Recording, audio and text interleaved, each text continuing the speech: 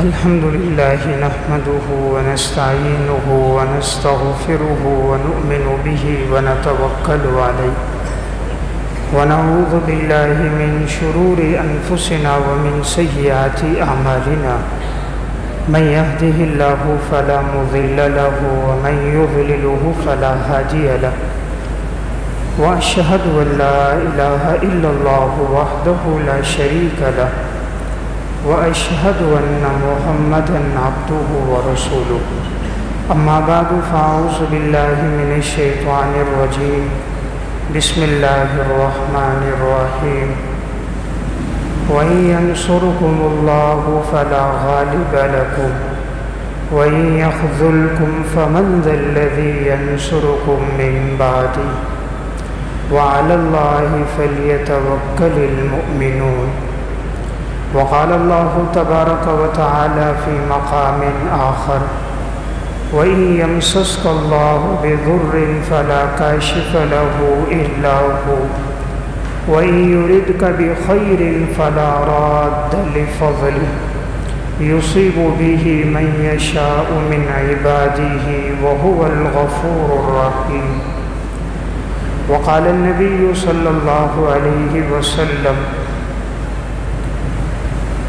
يدخل الجنة من أمتي 70,000 بغير حساب قالوا من هم يا رسول الله قال الذين لا يكتوون ولا يتطيرون وعلى ربهم يتوكلون رواه البخاري والمسلم وقال النبي صلى الله عليه وسلم لو أنكم تتوكلون على الله حق توكله لرزقهم كما يرزق الطير تغدو خماصا وتروح بطانا رواه أحمد في مسنده صدق الله العظيم۔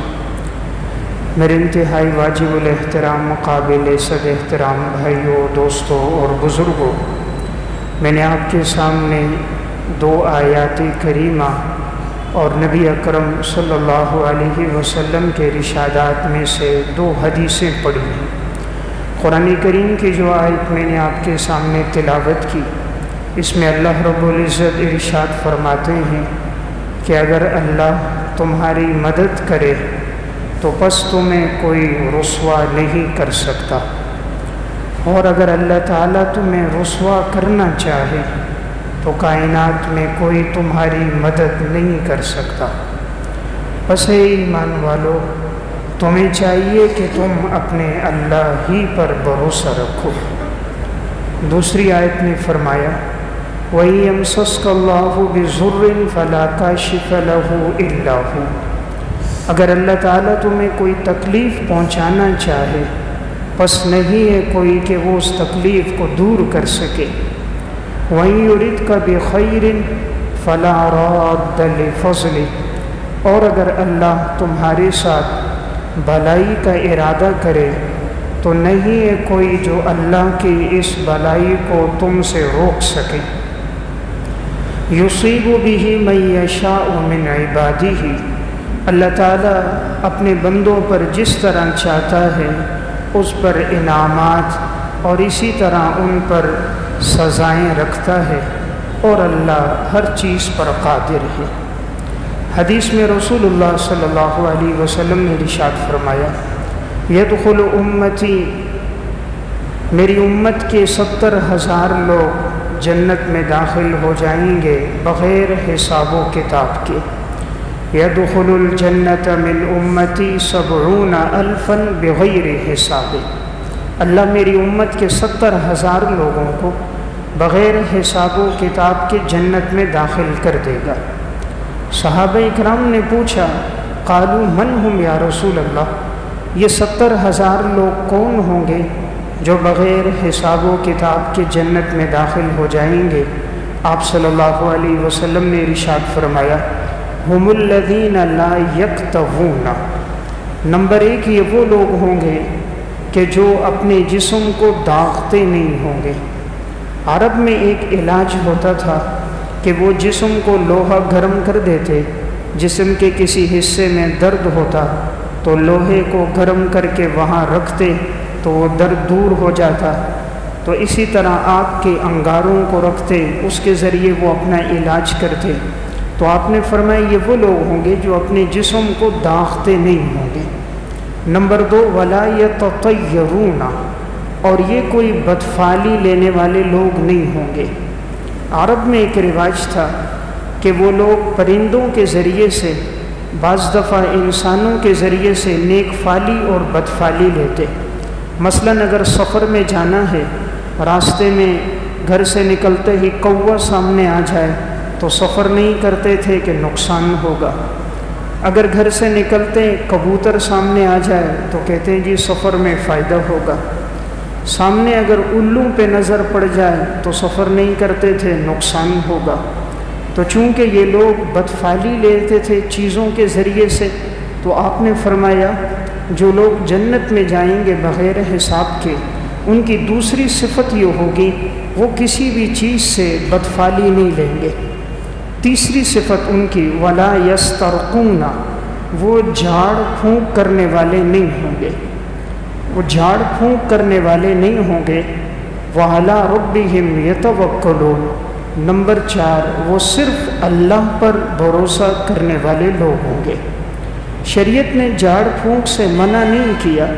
ایک آدمی اگر دم کرتا ہے قرآنی آیات پڑھ کر، احادیث مبارکہ کی دعائیں پڑھ کر، دم کرنے والا صحیح العقیدہ ہو، کامل مسلمان ہو اور عقیدہ ہو کہ شفا اللہ دیتا ہے، میں کسی کو شفا نہیں دے سکتا، نفع نقصان کی نسبت اللہ کی طرف کرتا ہو، تو انسان ان سے دم کروا سکتا ہے، انسان ان سے تعویذ لے کر استعمال کر سکتا ہے۔ لیکن آپ نے توکل کا جو اعلیٰ درجہ بیان فرمایا وہ یہ بیان فرمایا کہ وہ جھاڑ پھونک کرنے والے نہیں ہوں گے، یعنی ظاہری اسباب اس کے وہ اختیار نہیں کریں گے، ان کا صرف اللہ کی ذات پر بھروسہ ہوگا، یعنی رضا بالقضاء، جو اللہ کا فیصلہ ہے ہم اس پہ راضی ہیں۔ اللہ رب العزت کی جانب سے ہمارے لیے نفع ہے تب بھی راضی، مصیبت تکلیف پریشانی ہے ہم تب بھی راضی ہیں۔ جس جھاڑ پھونک سے منع کیا گیا ہے وہ تب ہے جب کہ اس میں شرکیہ الفاظ ہوں، غیر اللہ سے مدد لی گئی ہو اور انسان اسی کو مؤثر بالذات سمجھے کہ وہی دم اور وہی تعویذ شفا دے رہا ہے، تو یہ طریقہ غلط ہے، شرک ہے۔ شفا دینے والی ذات صرف اللہ کی ہے۔ تو آپ نے 4 صفتیں بیان فرمائیں کہ جن میں یہ صفات ہوں گی یہ لوگ بغیر حساب و کتاب کے جنت میں داخل ہو جائیں گے۔ تو اللہ تعالیٰ نے اور قرآن کریم میں، احادیث میں جس چیز کی طرف ہماری یہ توجہ دلائی جا رہی ہے وہ ہے اللہ کی ذات پر کامل یقین اور توکل، کہ آپ صلی اللہ علیہ وسلم نے جو 70,000 آدمیوں کے بارے میں فرمایا کہ وہ جنت میں داخل ہوں گے، ان کی صفات کیا بیان فرمائی کہ ان صفات کا خلاصہ ان کے اندر اللہ کی ذات پر توکل اور یقین سب سے زیادہ ہوگا۔ دوسری حدیث میں فرمایا لو انکم تتوکلون علی اللہ حق توکلہ لرزقہم کما یرزق الطیر تغدو خماسا وتروح بطانا، اگر تم اللہ پر اس طرح بھروسہ کرو جس طرح بھروسہ کرنے کا حق ہے، اللہ تمہیں یوں رزق دے گا جیسے پرندوں کو رزق دیتا ہے، وہ صبح نکلتے ہیں خالی پیٹ، شام کو لوٹ کر آتے ہیں ان کا پیٹ بھرا ہوا ہوتا ہے۔ تو ایک مسلمان کے لیے ضروری چیز اللہ کی ذات پر توکل اور یقین اس کا مضبوط ہو۔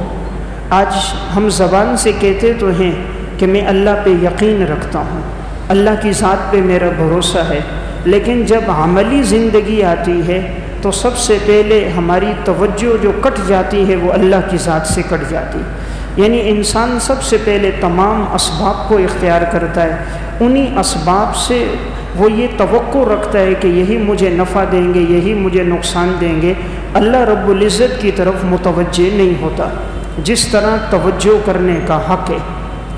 اسباب اختیار کرنا منع نہیں ہے، شریعت کا خود حکم ہے کہ انسان اونٹ کو باندھے پھر اللہ کی ذات پہ توکل کرے، لیکن اونٹ باندھنے کے بعد سب سے زیادہ پختہ یقین اس کا اللہ کی ذات پہ ہونا چاہیے، اس رسی پہ نہیں ہونا چاہیے جس سے باندھا گیا اس پر نہ ہو، اللہ کی ذات پر ہو۔ حضرات صحابہ اور سلف کی زندگی میں یہی توکل تھا، اللہ پر پختہ یقین تھا، اللہ سے وہ ہر موقع پر مانگتے تھے، رب العالمین کی مدد اور نصرت پھر ان کے لیے اترتی تھی۔ اسلام کا سب سے پہلا معرکہ ہے جنگ بدر، جس میں دشمنوں کی تعداد 1000 کے برابر ہے، مسلمانوں کی تعداد 313 ہے، صرف 70 ان کے پاس اونٹ ہیں، 2 گھوڑے ہیں، 8 تلواریں ہیں۔ دشمن کی تعداد 3 گنا زیادہ ہے، کہاں 313 کہاں 1000، تمام ہتھیاروں سے لیس ہیں، گھوڑے بھی موجود، اونٹ بھی موجود، تلواریں بھی موجود، زریں بھی موجود، ڈھالیں بھی موجود، ان کے ساتھ ان کو برنگیختہ کرنے والی عورتیں بھی موجود، اسباب تمام موجود ہیں، 3 گنا زیادہ طاقت ہے۔ لیکن آپ صلی اللہ علیہ وسلم نے اس موقع پر سب سے پہلے جو متوجہ ہوئے اللہ کی ذات کی طرف ہوئے، آپ سجدے میں گر گئے، اللہ کے سامنے خوب گڑ گڑائے اور روئے کہ یا اللہ یہ چھوٹی سی جماعت میں لے کر آیا ہوں، یہ 313 افراد ہیں، دشمن کی تعداد 3 گنا زیادہ، یا اللہ اگر یہ جماعت آج ہلاک ہو گئی تو روئے عرض پر تیری عبادت کرنے والا کوئی بھی نہیں ہوگا، اے اللہ تو اپنی مدد اور نصرت اتار دے۔ آپ سجدے میں روئے ہیں، اللہ کے سامنے گڑ گڑائے ہیں۔ حضرت ابو بکر صدیق رضی اللہ تعالیٰ عنہ کو تسلی دینا پڑی، آپ کے کندھے پہ ہاتھ رکھا، یا رسول اللہ بس کیجیے، اللہ کی مدد آئے گی، پریشان نہ ہو۔ بس آپ صلی اللہ علیہ وسلم نے سر اٹھایا، اللہ نے 3000 فرشتے آسمان سے مدد کے لیے اتار دیے، 3000 فرشتے اللہ نے مدد کے لیے اتار دیے۔ فرمایا اگر ضرورت پڑے گی ہم اور بھی لشکر بھیجیں گے، 2000 فرشتے اور بھی تمہاری طرف آئیں گے۔ وَلَقَدْ نَصَرَكُمُ اللَّهُ بِبَدْرٍ وَأَنْتُمْ أَذِلَّةٌ، تمہارے رب نے تمہاری مدد اس وقت کی تھی جب تم بے سر و سامان تھے، جب تم کمزور تھے، دشمن 3 گنا طاقتور تھا، تو اللہ نے اپنی غیبی مخلوق کے ذریعے سے تمہاری مدد کی۔ تو میں عرض کر رہا ہوں سب سے زیادہ توکل اور یقین جو مسلمان کا مضبوط ہونا چاہیے وہ اللہ کی ذات پہ ہونا چاہیے۔ غزوہ احزاب کا موقع آیا، دشمن کی تعداد ہے 12000، احزاب کہتے ہیں لشکروں کو۔ اس وقت تمام جتنے مشرکین تھے ان سب نے اپنے لشکروں کو جمع کیا، یہود و نصارہ بھی ان کے ساتھ ہو گئے، سب نے کہا مل کر مسلمانوں پہ حملہ کریں گے، ان کو صفحہ ہستی سے مٹا دیں گے۔ 12000 کا لشکر لے کر یہ لوگ آ رہے، مدینہ میں داخل ہونا چاہ رہے۔ آپ صلی اللہ علیہ وسلم نے صحابہ اکرام سے مشورہ لیا، حضرت سلمان فارسی رضی اللہ تعالیٰ عنہ نے رائے دی کہ خندق کھودی جائے، خندق کھودی گئی، صحابہ اکرام بے سر و سامانی کے عالم میں خندق کھود رہے ہیں، 5 دن گزر گئے۔ بھوک کی ایسی حالت آتی ہے کہ کھانے کے لیے کچھ بھی نہیں ہے، پیٹ پہ پتھر باندھنے پڑ رہے ہیں۔ امام الانبیاء کے پیٹ پر بھی پتھر ہیں، صحابہ جیسی مقدس جماعت کے پیٹوں پر بھی پتھر ہیں۔ تھوڑی دیر کے لیے سوچے، کھانے کے لیے کچھ نہ ہو، دشمن کی تعداد 12000 ہو، ہر قسم کے اسلحے سے لیس ہو، اس وقت انسان کی کیا کیفیت ہوتی ہے۔ لیکن آپ صلی اللہ علیہ وسلم کی ذات اقدس اور حضرات صحابہ کا اللہ کی ذات پر کامل یقین تھا، پھر اللہ نے اپنی مدد بھیجی، اللہ کی مدد آئی۔ اللہ رب العزت نے سورہ احزاب میں تفصیلاً اس واقعے کو بیان فرمایا۔ تیز ہواؤں کو اللہ نے چلا دیا، تیز ہوائیں چلیں، ان کے خیمے اکھڑ گئے، ان کی ہانڈیاں چولوں سے الٹ گئیں، ان کے جانور بدک گئے، ان کا سامان منتشر ہو گیا، ان کے اسباب ساز و سامان ہواؤں میں بکھر گیا، آپس میں ٹکرانے لگ گئے۔ تو فوراً کہا یہاں سے بھاگو، سب کے سب لشکر واپس پلٹ کر آ گئے، اللہ نے مسلمانوں کو فتح عطا فرما دی۔ تو یہ ہے اللہ کی ذات پر توکل اور یقین۔ مسلمان کا سب سے پختہ جو چیز ہونی چاہیے وہ اللہ کی ذات پر پختہ یقین ہونا چاہیے۔ آج ہمیں اللہ سب سے آخر میں یاد آتا ہے۔ آج کوئی مسلمان سفر میں جا رہا ہے، پوچھتے ہیں جی کہاں ٹھہرو گے؟ کہا جی اپنے چچا کے ہاں ٹھہروں گا۔ کہا وہاں اگر جگہ نہ ہوئی، ملاقات نہ ہوئی، کہا وہ میرا دوست ہے اس کے پاس ٹھہروں گا۔ کہا بھئی اگر اس سے ملاقات نہیں ہوئی، کہا وہ میرے بچپن کا ساتھی ہے اس کے گھر چلا جاؤں گا۔ بھائی اس سے بھی ملاقات نہ ہوئی، کہا کسی ہوٹل میں ٹھہر جاؤں گا، کہا کسی ہوٹل میں بھی جگہ نہ ملی تو کہتے ہیں اللہ مالک ہے، اللہ مالک ہے۔ مسلمان کو اللہ سب سے آخر میں یاد آتا ہے، مسلمان کو اللہ سب سے آخر میں یاد آتا ہے۔ ہونا کیا چاہیے؟ سفر میں جا رہے ہیں، کہاں ٹھہرو گے؟ جہاں مجھے میرا رب ٹھہرائے گا۔ کہاں ٹھہرو گے؟ جہاں میرے اللہ کا حکم ہوگا۔ سب سے پہلے اللہ کی ذات، اسباب بعد میں، سب سے پہلے رب کی ذات، اسباب بعد میں۔ جب یہ مسلمان کا پختہ یقین ہوتا ہے پھر اللہ کی اس کے ساتھ اسی طرح مدد اور نصرت بھی ہوتی ہے۔ صحیح بخاری میں ایک واقعہ ہے، ایک خاتون تھی جو ایمان لے کر آئی، حضرت عائشہ رضی اللہ تعالیٰ عنہ کے پاس اکثر آتی تھی۔ ایک دفعہ جب آئیں تو یہ اشعار پڑھ رہی تھی، وَيَوْمَ الْوِشَاحِ مِنْ تَعَاجِيبِ رَبِّنَا أَلَا إِنَّهُ مِنْ بَلْدَةِ الْكُفْرِ أَنْجَانِي۔ وہ ہار والے دن کا واقعہ تو میرا بڑا تعجب خیز واقعہ ہے، جس دن اللہ نے مجھے کفر کے شہر سے نجات عطا فرمائی۔ وہ ہار والے دن کا واقعہ بڑا تعجب والا ہے، اللہ نے مجھے کفر کے شہر سے نجات عطا فرمائی۔ حضرت عائشہ رضی اللہ تعالیٰ عنہ نے پوچھا، تم اکثر یہ شعر پڑھتی ہو، یہ ہار والے دن کا واقعہ کیا ہے؟ اس خاتون نے اپنا واقعہ سنایا، کہا میں شروع میں باندھی تھی، ایک شخص کے ہاں ہوتی تھی، تو ایک دفعہ ان کی کسی بچی کو قضائے حاجت کے لیے لے جانا تھا، میں اسے ساتھ لے کر گئی تو اس کے گلے میں قیمتی ہار تھا، وہ سونے کا تھا، چمک رہا تھا، لیکن وہ ہار ایک سرخ چمڑے میں لپٹا ہوا تھا، سرخ چمڑے کے اندر تھا، سلائی تھا اور اس بچی کے گلے میں تھا۔ تو یہ خادمہ کہنے لگی میں اسے قضائے حاجت کے لیے لے کر گئی، راستے میں وہ ہار کہیں اس سے گر گیا۔ جب میں واپس آئی تو میرے مالک نے اور گھر والوں نے میرے اوپر الزام لگایا کہ تو نے وہ ہار چوری کیا ہے اور تو نے ہی کسی کو فروخت کیا ہے تو وہ ہار دے۔ انہوں نے اس پہ بڑی سختی کی، بہت تنبیہ کی، ڈانٹا، اس کو غصہ کیا۔ اس نے کہا میں نے ہار نہیں دیکھا، مجھے نہیں پتہ۔ تو انہوں نے کہا اس کی تلاشی لو۔ کہا وہ لوگ مجھے ایک کمرے میں لے کر چلے گئے اور انہوں میرا لباس اتار کر وہ تلاشی لینے لگے، عورتوں کو بھیجا کہ اس کی تلاشی لو۔ تو عورتیں میری تلاشی لے رہی تھی ایک جگہ پر، ان کو اب تک نہیں ملا۔ اسی دوران اچانک جب تلاشی لے رہی تھی ایک پرندہ اوپر سے گزرا چیل کی مانند، اور اس نے یوں نیچے پھینکا، تو جیسے وہ نیچے گرا تو ان کی نظر پڑی، کہا ہمارا ہار تو یہ ہے۔ تو انہوں نے جو کھولا تو وہی سرخ چمڑے کے اندر وہ سونے کے ٹکڑا موجود تھا، تو انہوں نے اس کو چھوڑ دیا اور آزاد کر دیا کہ واقعی تو سچ بول رہی تھی۔ تو یہ خاتون اپنا واقعہ سناتی ہے کہ یہ ہار والے دن کا قصہ تو میرے رب کا بڑا عجیب قصہ ہے۔ ان لوگوں نے میرے اوپر تہمت لگا دی، میرا لباس اتار دیا، کہنے لگے یہی چور ہے، میرے اوپر انہوں نے ظلم و ستم کیا۔ جس وقت اس کو برہنہ کر رہے تھے، عورتیں تلاشی لے رہی تھی، اس دوران اس نے اللہ سے دعا کی کہ اے اللہ، زندگی بھر میری شرمگاہ کو کسی نے دیکھا نہیں، تو میری مدد فرما۔ اسی موقع پر چیل نے اس ہار کو پھینکا اور وہ ہار ان کو مل گیا۔ وہ پرندہ اس لیے لے کے اڑا تھا، وہ سمجھا کہیں یہ گوشت کا ٹکڑا ہے، چونکہ سرخ چمڑے میں لپٹا ہوا تھا تو پرندہ سمجھا تھا گوشت کا ٹکڑا تھا، وہ لے کر اڑ گیا تھا۔ تو عین اسی موقع پر جب اس کی تلاشی ہو رہی ہے، پرندے نے وہ نیچے پھینکا، ہار ملا اور اللہ نے اس کو آزادی دے دی۔ یہ اللہ کی ذات پہ توکل اور یقین، اللہ سے مانگا، اللہ رب العزت نے غیبی اس کی مدد فرما دی۔ تو مسلمان کا اللہ کی ذات پہ یقین پختہ ہونا چاہیے۔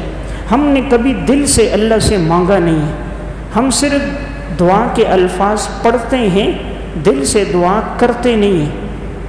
دعا پڑھنا الگ چیز ہے، دل سے دعا کرنا الگ چیز ہے۔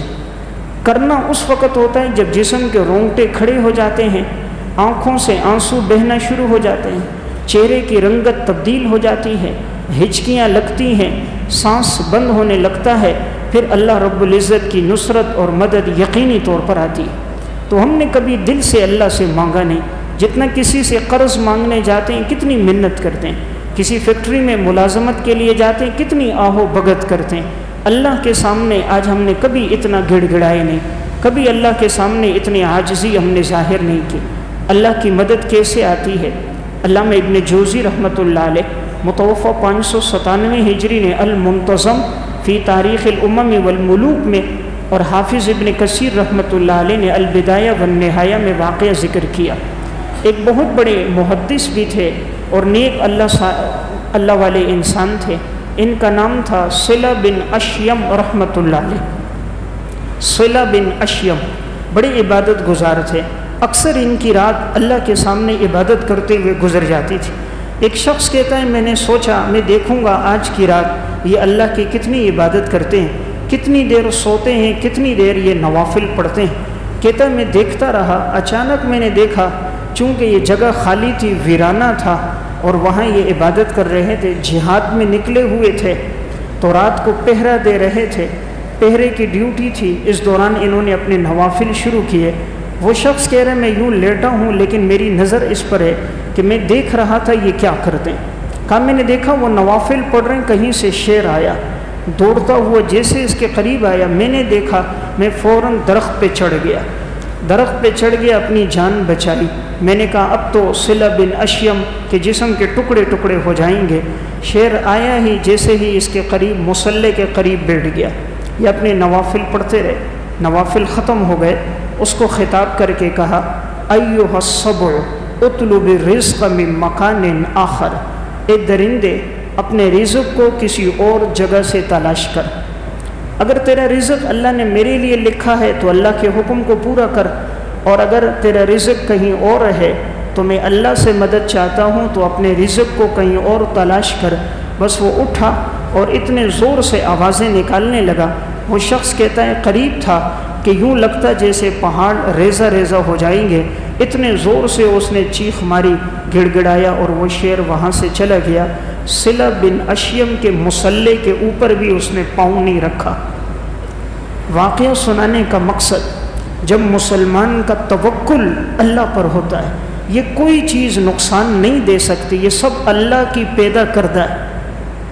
شیر سے لے کر چیونٹی تک، ہاتھی سے لے کر چڑیا تک، کوئی چیز نہیں نقصان دے گی جب تک اللہ کا امر نہیں ہوگا۔ اور یہ جب نقصان آتا ہے انسان کے بدعمالیوں کی وجہ سے آتا ہے۔ وَمَا أَصَابَكُم مِّن مُّصِيبَةٍ فَبِمَا كَسَبَتْ أَيْدِيكُمْ، انسان پر جو تکلیف آ رہی ہے اس کی بدعمالیوں گناہوں کی وجہ سے، اس لیے فوراً جب تکلیف آئے اللہ کی طرف انسان رجوع کرے۔ تکلیف اللہ کے امر سے آئی ہے، تکلیف ہٹے گی بھی اللہ کے حکم سے۔ جب مسلمان متوجہ ہو جاتا ہے رب العالمین فوراً اس کے لیے مدد اور نصرت کا وعدہ فرما دیتے ہیں۔ اللہ تعالیٰ کیسے مدد کرتے ہیں انسان کی؟ جب توکل اور یقین ہو۔ رب العالمین کی مدد کیسے ہوتی ہے؟ جب انسان کی زندگی میں دیانتداری ہو، سچا ہو، اللہ کئی گنا زیادہ اس کو لوٹا دیتا ہے۔ علامہ ابن رجب حنبلی رحمۃ اللہ علیہ متوفی 795 ہجری کی کتاب ہے ذیل طبقات الحنابلہ، اس میں انہوں نے واقعہ لکھا۔ قاضی ابو بکر بزار رحمۃ اللہ علیہ اپنے دور کے بہت بڑے محدث اور فقیہ تھے۔ فرماتے ہیں میں ایک دفعہ بیت اللہ میں آیا، میں عبادت کر رہا تھا، اس دوران میرا خرچہ ختم ہو گیا، میرے پاس اب کھانے پینے کے لیے کچھ نہیں ہے۔ سوچنے لگا کہ اس عالم میں کسی سے مانگوں تو میری غیرت ایمانی نے گوارا نہیں کیا، مسلمان ہو کر میں کسی اور غیر سے مانگوں۔ میں نے صرف اللہ رب العزت سے مانگا کہ یا اللہ میں تیرے گھر آیا ہوں، میرے پاس توشہ ختم ہو گیا، تو میرے لیے اسباب پیدا فرما دے۔ کہتے ہیں میں گھر بیت اللہ سے باہر نکلا، اچانک میری نظر پڑی ایک تھیلے پر، سرخ تھیلا تھا، اوپر سے کسی چیز سے باندھا ہوا تھا۔ جب میں نے وہ تھیلا لیا گھر لے کر گیا تو میں نے کھولا تو نہایت سونے کا قیمتی ہار تھا، کا ایسا قیمتی ہار تھا کہ میں نے اپنی زندگی میں نہیں دیکھا، اس کے ساتھ سونے کے دینار بھی موجود تھے۔ تو میرے دل میں خیال آنے لگا کہ اتنی بڑی رقم مل گئی، یہ اللہ کی طرف سے میرے لیے مدد ہے، استعمال کر دوں، لیکن میں نے کہا نہیں، یہ شاید کسی سے یہ تھیلا گرا ہوگا۔ شریعت کا حکم ہے کہ اگر کوئی چیز انسان کو مل جائے تو انسان اس کے مالک تک لوٹائے، تو مجھے چاہیے میں اس کے مالک کو تلاش کروں۔ اب انہوں نے وہ تھیلا اپنے سامان میں رکھا اور اس راستے میں یہ روزانہ چکر لگاتے کوئی ملے تاکہ میں یہ مالک کو یہ تھیلا لوٹا دوں۔ ایک دن گزرا، دوسرے دن، تیسرے دن دیکھا ایک بوڑھا شخص وہاں سے گزر رہا ہے اور یہ آواز لگا رہا تھا کہ میرا تھیلا گم ہو گیا جس میں میرا قیمتی ہار اور دینار ہیں، جو مجھے لوٹائے گا میں 500 درہم اس کو دوں گا۔ یہ کہتے میں سمجھ گیا اسی کا یہ تھیلا ہے۔ قاضی ابو بکر بزار رحمۃ اللہ علیہ کہتے ہیں میں اس کے پاس گیا، میں نے کہا بابا جی آپ کا تھیلا گم ہوا ہے؟ کہا جی گم ہوا ہے۔ کہا آپ کا تھیلا کس کلر کا ہے؟ اس نے بتایا سرخ کلر کا ہے۔ کہا کس ڈوری سے باندھا گیا ہے؟ اس نے بتایا فلاں ڈوری سے باندھا گیا۔ کہا اس میں ہار کس رنگ کا ہے؟ اس نے وہ بھی بتایا۔ کتنے دینار ہیں؟ وہ بھی بتائے۔ تو اب اس نے جو کھولا تو سب نشانیاں پوری تھیں، تو بات سمجھ آ گئی کہ یہ تھیلا اسی کا ہے۔ اب اس نے وہ بابا کو تھیلا دیا، بابا بڑا خوش ہوا، تو اس نے 500 درہم ان کو انعام میں دینا چاہے کہ یہ 500 درہم ہے تم لے لو۔ قاضی ابوبکر بزار کہتے ہیں وہ خوشی سے مجھے دے رہا تھا، میرے دل میں بھی خیال آنے لگا کہ چلو لے لیتا ہوں، مجبور ہوں، بے بس ہوں، کھایا کچھ نہیں ہے، لیکن میں نے کہا نہیں، میں نے تو یہ اللہ کا حکم پورا کیا، شریعت کا حکم تھا وہ چیز لوٹاؤ تو میں نے لوٹا دی، تو میری غیرت ایمانی نے گوارا نہیں کیا میں اس پر ان سے اجرت لوں۔ میں نے اس سے کہا مجھے نہیں چاہیے، وہ دینا چاہ رہا تھا، میں نے نہیں لیا۔ میں نے کہا آپ میرے لیے دعا کر دو، اللہ میرے لیے کوئی اور انتظام کر دے گا۔ قاضی ابوبکر بزار کہتے ہیں یہ واقعہ گزر گیا۔ چند سالوں کے بعد میں ایک دفعہ سمندری سفر میں جا رہا تھا، جاتے ہوئے سمندر کے دوران اچانک موجیں آئیں، ٹکرائیں، تیز ہوا چلی، تو سمندر کا پانی ہماری کشتی میں داخل ہوا، تختہ ٹوٹ گیا، جتنے تھے وہ کشتی میں سب ڈوب گئے۔ اللہ کا کرنا ایک تختے پر صرف میں باقی بچا۔ اب جس تختے پر میں بیٹھا ہوں تو میں پانی ہاتھ سے ہلاتا ہلاتا ایک جزیرے کی طرف گیا، ایک خشک جگہ مجھے نظر آئی، میں اس جزیرے میں اتر گیا۔ اب میں نے کچھ کھایا نہیں تھا تو میں نے وہاں سے گھاس توڑی اور اس کو کھایا، اوپر سے سمندر کا پانی پی لیا۔ قاضی ابوبکر بزار کہتے ہیں میں چلتا چلتا جزیرے میں جب آگے پہنچا مجھے تھوڑی آبادی نظر آئی، تو جزیرے کے ایک کنارے پر کچھ لوگ رہتے تھے اور ایک چھوٹی سی مسجد تھی۔ میں نے اللہ کا شکر ادا کیا، اللہ کا گھر ہے، میں وہاں گیا۔ کہتے ہیں میں نے وضو کیا، 2 رکعت نماز پڑھی۔ اللہ تعالیٰ نے جو مجھے نئی زندگی دی کہ میرے سامنے سارے ساتھی ڈوب گئے، اللہ نے مجھے بچایا، تو میں نے اس پر اللہ کا شکر ادا کیا۔ کام میں مسجد میں تلاوت کر رہا تھا، اتنے میں وہاں کے چند لوگ آ گئے، انہوں نے جو مجھے قرآن پڑھتے دیکھا تو سب بڑے خوش ہو گئے کہ تو قرآن کا بہترین قاری ہے۔ پھر جب انہوں نے میرے پاس لکڑی کا قلم دیکھا تو کہا اس کو تو تحریر لکھنا بھی آتی ہے، تو وہ لوگ گئے اپنے سب رشتہ داروں کو بلایا، کہا بھئی ہمیں قرآن بھی سکھاؤ، ہمارے بچوں کو لکھنا بھی سکھاؤ، اور تم یہاں امامت بھی کرواؤ۔ اس جزیرے میں کوئی حافظ اور عالم نہیں تھا۔ یہ کہتے میں نے شکر ادا کیا، اللہ مجھ سے کوئی دین کا کام لینا چاہ رہا ہے، جو اللہ نے مجھے یہ زندگی دی، تو میں وہاں امامت کرواتا، ان کے بچوں کو پڑھاتا لکھاتا۔ کہتے ہیں چند دن گزرے، انہوں نے کہا ہم چاہتے ہیں ہم آپ کی شادی کروا دیں۔ قاضی ابوبکر بزار کہتے ہیں بھائی میرے پاس تو کچھ بھی نہیں ہے۔ انہوں نے کہا نہیں، ہمارے ہاں ایک لڑکی ہے، اللہ نے اس کو نہایت حسن و جمال بھی دیا، دولت بھی دی ہے، اس کے والد کا چند دن پہلے انتقال ہو گیا، ان کی بھی وصیت تھی کہ جیسے کوئی نیک اچھا رشتہ ہو نکاح کرا دیا جائے، تو ہم آپ کا اس سے نکاح کراتے ہیں۔ قاضی ابوبکر بزار کہتے ہیں میں راضی ہو گیا، نکاح ہو گیا۔ جب پہلی رات میں گھر والی کے پاس گیا تو میری نظر جو پڑی تو وہی ہار جو میں نے اس بابا کو حرم میں لوٹایا تھا، وہی ہار اس لڑکی کے گلے میں پڑا ہوا تھا۔ جب میں نے دیکھا تو میری نظر اسی ہار پر ہے، اور میں سوچ رہا ہوں وہ ہار تو میں نے حرم میں اس بابا کو دیا، یہاں اس جزیرے میں اس لڑکی تک یہ ہار کیسے پہنچا؟ میں اسی کو دیکھتا رہا، تعجب کرتا رہا، لڑکی کی طرف میری توجہ نہیں ہوئی۔ اتنے میں یہی بات میں میری رات گزر گئی۔ لڑکی نے اپنے رشتہ داروں کو کہا اس نے تو میری طرف توجہ نہیں کی، وہ لوگ آئے، بھائی آپ کا نکاح ہوا تھا لیکن آپ ساری رات کسی ایک چیز کو سوچتے رہے۔ اس شخص نے کہا قاضی ابوبکر بزار نے، میں نے اس کے گلے میں ہار دیکھا، اس پہ سوچ رہا تھا یہ ہار تو میں نے فلاں شخص کو حرم میں لوٹایا تھا، یہ یہاں کیسے پہنچ گیا؟ تو جب انہوں نے یہ بات سنی تو سب نے خوشی میں نعرہ تکبیر لگایا۔ یہ کہتے ہیں مجھے اور تعجب ہو گیا کہ بجائے اس کے کہ یہ مجھے جواب دیں خوشی میں نعرہ لگا رہے ہیں، تو انہوں نے کہا الحمدللہ الحمدللہ۔ کہا یہ جو تم نے جس کو ہار لوٹایا تھا وہ اس لڑکی کا والد تھا، اور اس کے والد نے کہا تھا میں نے زندگی میں ایسا امانت دار دیانتدار انسان نہیں دیکھا جو میں نے حرم میں ایک شخص کو دیکھا، اس نے مجھے ہار بھی لوٹایا، میں نے اسے 500 درہم دینا چاہے اس نے درہم نہیں لیے، اور وہ ہار مجھے دے کر واپس چلا گیا۔ کاش میری اس سے دوبارہ ملاقات ہو جائے تو میں اپنی اس بیٹی کا نکاح اس کے ساتھ کراؤں گا۔ اور اس کی بڑی خواہش تھی اللہ مجھے دوبارہ اس سے ملا لے تاکہ میری بیٹی کا نکاح اس کے ساتھ ہو جائے۔ تو یہ سب لوگ خوش ہو گئے کہ اسی کی بیٹی کے ساتھ اس کا نکاح ہو گیا۔ قاضی ابوبکر بزار کہتے ہیں پھر 2 سال ہم ساتھ رہے، اللہ نے مجھے اس سے 2 بچے دیے۔ اس کے بعد میری بیوی کا انتقال ہو گیا، انتقال کے بعد وہ بچے بھی 1-1 سال رہے، 3 سال بعد ان کا بھی انتقال ہو گیا۔ تو وہی ہار میرے پاس دوبارہ لوٹ آیا۔ جب مجھے مل گیا تو کہا اللہ نے اس ہار کے ذریعے پھر اتنی برکت ڈالی، یہ تمام اپنے شاگردوں کو کہتے تھے آج یہ جتنی دولت میرے پاس ہے، یہ جتنا پیسہ درہم اور دینار ہے، یہ سب وہی ہے جو میں نے ہار کو فروخت کیا تھا۔ تو دیکھیں امانت پہ چلا، اللہ نے سمندر میں جان بھی بچا دی، اللہ نے مسجد کی امامت بھی عطا فرما دی، نکاح بھی ہو گیا، اور اللہ نے وہی ہار کا دوبارہ مالک بھی بنا دیا۔ تو میں عرض کر رہا تھا توکل اور یقین مسلمان کا اللہ کی ذات پر سب سے زیادہ مضبوط ہونا چاہیے۔ حضرات صحابہ کی زندگی میں یہی بات تھی۔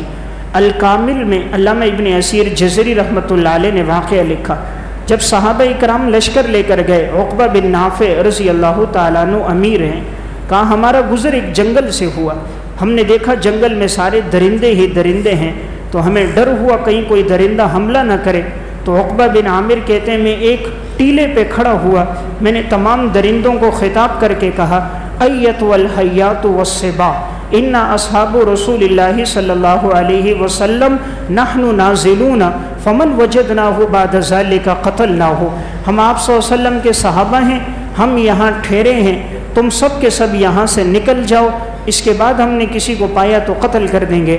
تو کہا ہم نے خود دیکھا کہ ہر ایک جانور اپنے بچے کو منہ میں لے کر وہاں سے نکل رہا تھا، ہرنی بھی شیرنی بھی، یہاں تک کہ ہم نے تمام جانوروں کو جب جنگل سے باہر نکلتے ہوئے دیکھا ایک کونے میں جمع ہوتے، تو بربر قوم کے جو لوگ تھے جن سے لڑنے کے لیے صحابہ جا رہے تھے، جب انہوں نے یہ بات دیکھی تو بربر قوم کے سارے لوگ مسلمان ہو گئے۔ انہوں نے کہا جانور جن کی اطاعت اور فرما برداری کریں بھلا ان سے مقابلہ کون کر سکتا ہے۔ تو واقعہ سنانے کا مقصد جب مسلمان کا ایمان اللہ کی ذات پر پختہ ہوتا ہے، اس کا یقین پختہ ہوتا ہے اور وہ اللہ سے مانگتا ہے، رب العالمین کی مدد اور نصرت پھر اس کے ساتھ آتی ہے۔ ایک واقعہ علامہ تنوخی رحمۃ اللہ علیہ کی ایک کتاب ہے الفرج بعد الشدہ، کہ اللہ تعالیٰ تکلیف کے بعد راحت لے کر آتا ہے۔ اس میں انہوں نے واقعہ لکھا، امام ابو قلابہ رحمۃ اللہ علیہ فرماتے ہیں کہ حالات میرے اوپر ایسے آ گئے کہ میرے پاس کھانے کے لیے کچھ نہیں رہا، میرے بچوں کے پاس بھی کچھ نہیں تھا، یہ اپنے دور کے بڑے محدث ہیں۔ امام ابو قلابہ کہتے ہیں بڑی تیز بارش تھی، میں کہیں کمانے کے لیے بھی نہیں نکل سکتا تھا، اس تیز بارش میں میں معاش کے لیے کہاں جاؤں؟ تو میں گھر کے دروازے پر بیٹھا اللہ سے مانگ رہا تھا، اچانک میں نے دیکھا کہ خاتون اس تیز بارش میں اپنی اونٹنی پہ سوار ہو کر آئی، مکمل باپردہ تھی، اس کے ساتھ اس کی ایک خادمہ بھی تھی۔ تو وہ لوگوں سے پوچھ رہی تھی امام ابو قلابہ کا گھر کون سا ہے؟ تو لوگوں نے کہا یہ گھر ہے۔ وہ میرے پاس آئی، کہا مجھ سے ایک مسئلہ پوچھا، میں نے جواب دیا اور دراہیم کی تھیلی میرے حوالے کی۔ میں نے کہا تم کون ہو، کہاں سے آئی ہو؟ کہا بس چھوڑو اس کو، یہ ایک تمہارے ساتھ تعاون ہے، یہ لو اور ہمیں اپنی دعاؤں میں یاد رکھو۔ امام ابو قلابہ کہتے ہیں میں نے جیسے کھولا تو اللہ نے اس کے ذریعے مجھے اتنا رزق دے دیا، میرا قرضہ بھی ختم ہو گیا، آنے والے چند مہینوں کے لیے میرے اسباب بھی پیدا ہو گئے۔ تو میں عرض کر رہا تھا جب بھی انسان اللہ سے مانگتا ہے، یقین اس کا پختہ ہوتا ہے، رب العالمین ہر قسم کے حالات میں اللہ اس کے لیے نصرت اور مدد کر دیتا ہے۔ ناقابل فراموش سچے واقعات میں انہوں نے ایک واقعہ لکھا، کہا ایک شخص نے کہ میرے ساتھ میری پھوپھی اور میرا پھوپھا تھا، میرے ساتھ چچا تھا، ہم سب جا رہے تھے، ٹھٹا ہم نے جانا تھا تو ہمارا سفر ریل کا تھا۔ تو کہا جیسے ہی ہم ریل سے اترے تو ایک بیگ تھا جس میں سب قیمتی سامان، پیسے اور تمام ضروری اشیاء اس کے اندر موجود تھی۔ تو جب ہم وہاں بیٹھنے لگے تو اتفاق سے ایک دوسرے کے بھروسے پہ تھے، شاید اس نے اٹھایا ہو، دوسرا سمجھ رہا تھا شاید اس نے اٹھایا ہو، لیکن وہ بیگ کسی نے بھی نہیں اٹھایا تھا، وہیں رہ گیا۔ جب کافی آگے نکل گئے پھر یاد آیا، ایک دوسرے سے پوچھا تو کسی کے پاس بیگ نہیں تھا۔ اب یہ دوبارہ واپس لوٹ کر آئے، تلاش کرنے لگے، کافی تلاش کیا، انہیں بیگ نہ ملا، تو پریشان بھی ہو گئے کہ نہایت قیمتی سامان موجود تھا۔ تو اب سوچا کہ چلو اسی میں خیر ہوگی۔ جب جانے لگے تھوڑا سا آگے چلے، دیکھا پیچھے سے ایک شخص آیا اور اس کے ہاتھ میں وہی بیگ تھا، ان کو دینے لگا۔ پوچھے بھئی آپ کون ہو؟ کہا میں آپ کے ساتھ سفر میں تھا، یہ بیگ آپ سے رہ گیا تھا، میں آپ کو تلاش کر رہا تھا، کافی دیر ہو گئی آپ لوگ نہیں ملے، چونکہ لوگ آگے چلے گئے تھے پھر لوٹ کر آئے ہیں۔ تو کہا اللہ نے اس طرح ہمیں ہمارا بیگ واپس لوٹا دیا۔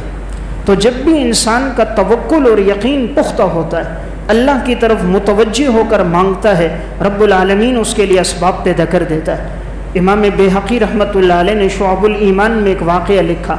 ایک شخص کہتا ہے میں سفر میں نکلا، میرے پاس میرے تھیلے میں دراہم موجود تھے، نماز کا وقت ہوا، ایک جامع مسجد میں گیا، ستون کے پاس میں نے اپنا تھیلا رکھا، اپنے نوافل پڑھے، پھر میں اٹھ کے نکل آیا، مجھے یاد نہ رہا کہ میرا تھیلا یہاں رہ گیا۔